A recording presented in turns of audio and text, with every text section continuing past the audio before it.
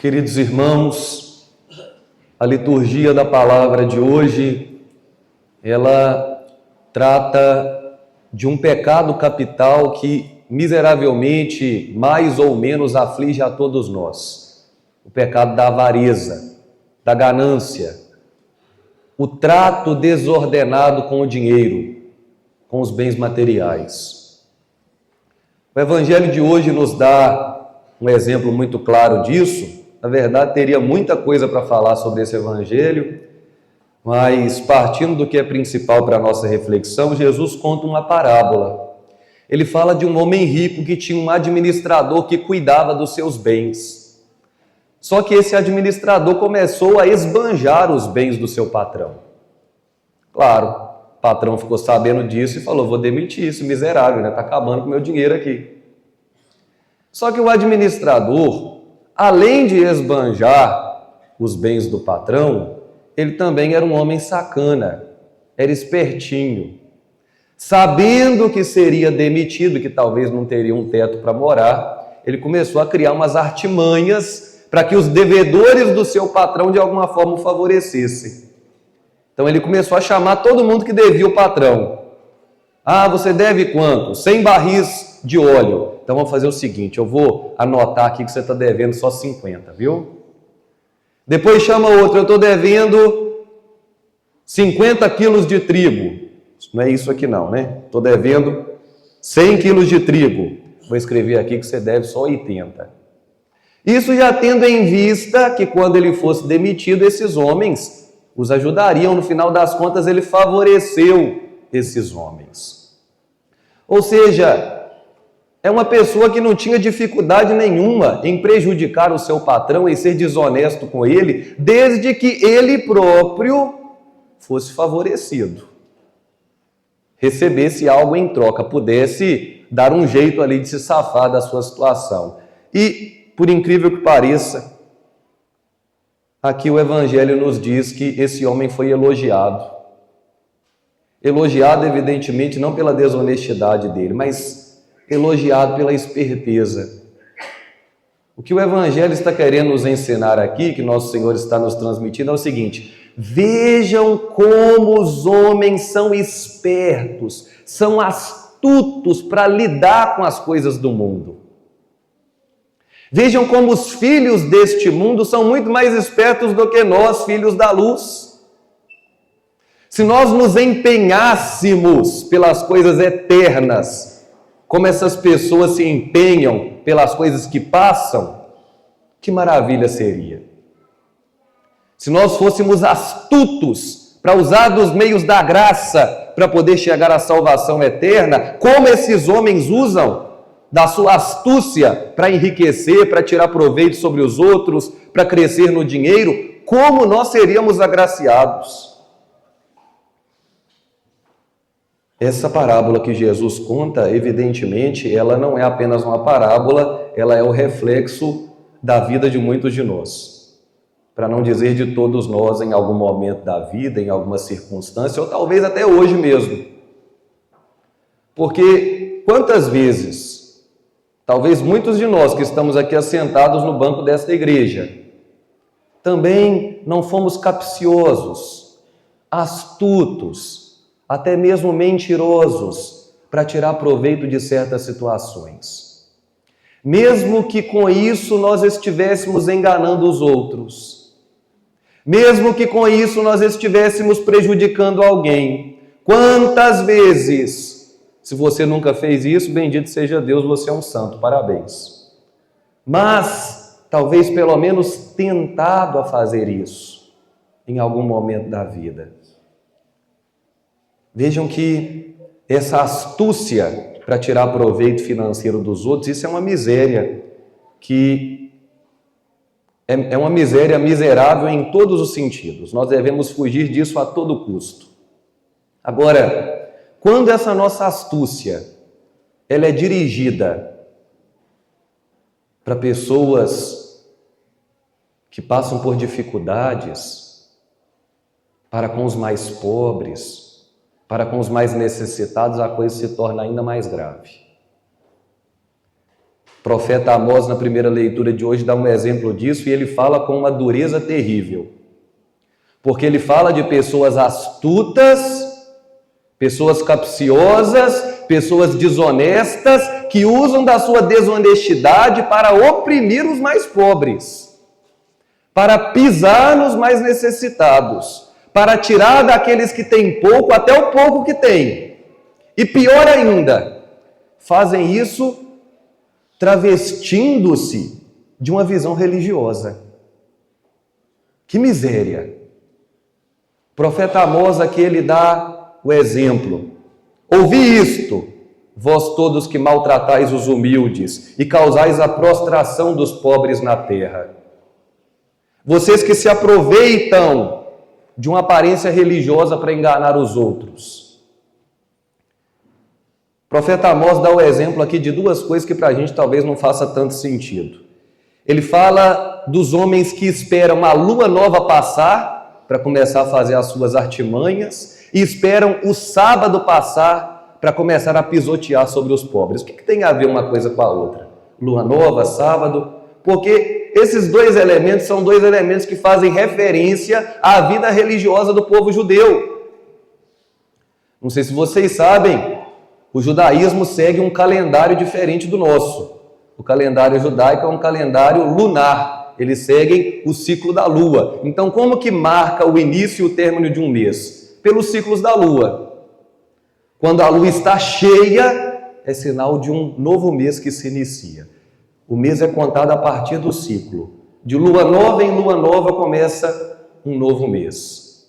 E como o judeu entende que um novo mês que se inicia é sinal da graça, porque é uma oportunidade nova que Deus está nos dando, é um dia sagrado, vivido com uma certa sacralidade.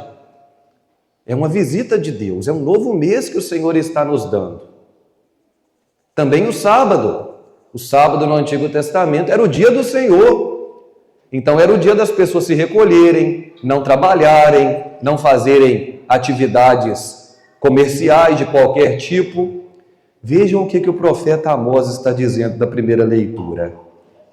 Vós andais dizendo, quando passará a lua nova para nós vendermos bem as nossas mercadorias? E o sábado, quando passará para darmos pronta saída ao trigo, diminuir medidas, aumentar pesos, adulterar balanças, dominar os pobres com dinheiro? Vejam, não sei se vocês estão entendendo o que está por trás dessa leitura. Pessoas que aparentemente obedecem certas leis religiosas, porque não vão explorar os outros em dia de sábado, não vão explorar os outros em dia de lua nova, mas desejam ardentemente que essas coisas passem para começar a voltar às suas atividades de injustiça, de iniquidade, de impiedade.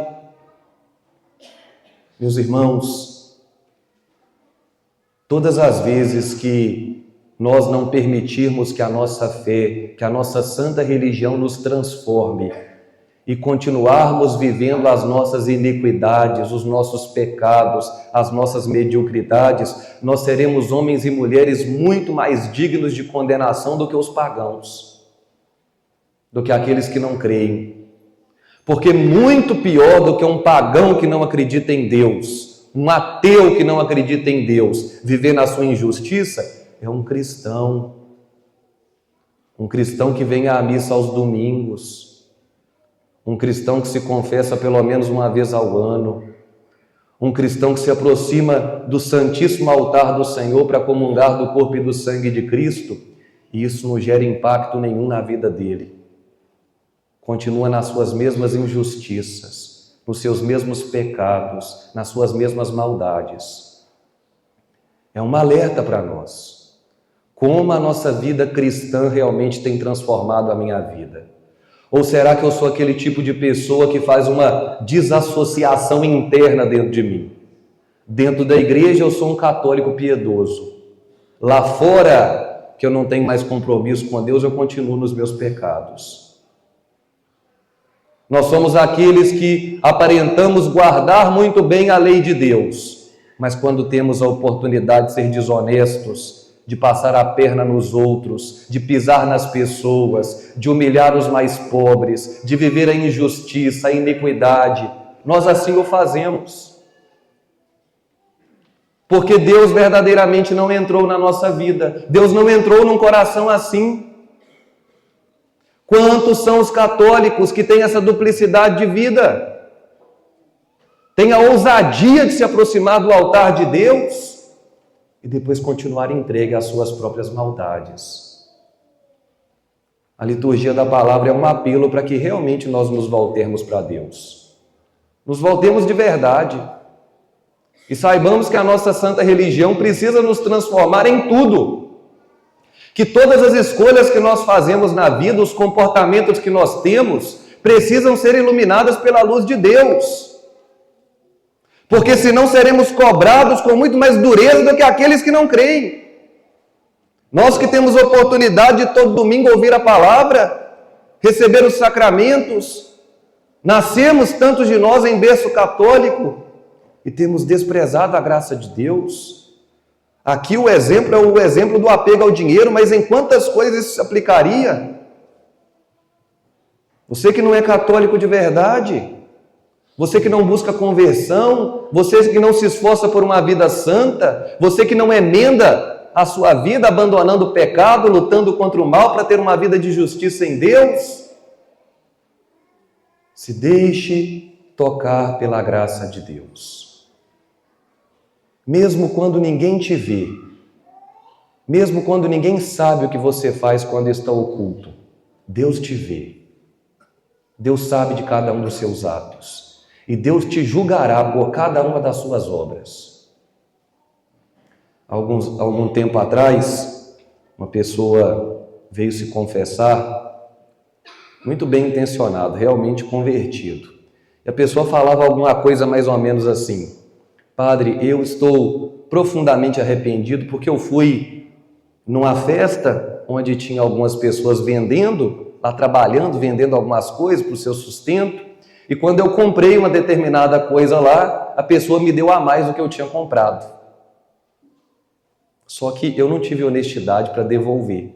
Eu fiz uso aquilo que eu não tinha direito de fazer. Depois aquilo me deu uma dor no coração, porque aquele homem estava precisando, ele estava trabalhando, eu conhecia, era uma pessoa até necessitada. Então vejam só, ele se arrependeu porque ele reconheceu que ele estava sendo injusto, desonesto com alguém que precisava. Isso é muito bom. Só que existe algo anterior que deveria ser a nossa primeira preocupação. Não é porque eu prejudiquei simplesmente uma pessoa que estava precisando, é porque Deus me vê. Deus está vendo a sua injustiça. Deus te cobrará da sua maldade. O nosso medo não pode ser de ser julgado pelos outros, simplesmente de ofender os outros, de ser injusto com os outros. O nosso temor precisa ser por ofender a Deus. Deus que nos chama a ser pessoas justas, santas, verdadeiras, retas, muito mais nós que somos cristãos. Nós que somos chamados a ser sal da terra e luz do mundo. Brilhar neste mundo como estrelas no firmamento, porque cheios da luz de Cristo. Agora, se a luz de Cristo não está em nós, se só existe ganância, avareza, indiferença, peçamos ao Senhor a graça de verdadeiramente convertermos o nosso coração. Que o Senhor nos ajude, que o Senhor nos faça verdadeiramente ser homens religiosos. Religiosos em todos os sentidos, em todas as circunstâncias da vida, em cada ato que fazemos. Amém? Louvado seja nosso Senhor Jesus Cristo.